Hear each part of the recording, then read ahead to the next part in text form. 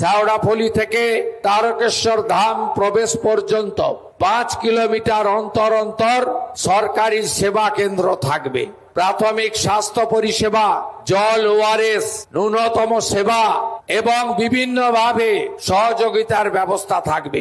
প্রশাসন, পুলিশ আধিকারিকরা তারা পুণ্যার্থীদের জন্য ট্রাফিক এবং যানজট নিয়ন্ত্রণ করে সুরক্ষিত যাতায়াতের ব্যবস্থা করবে।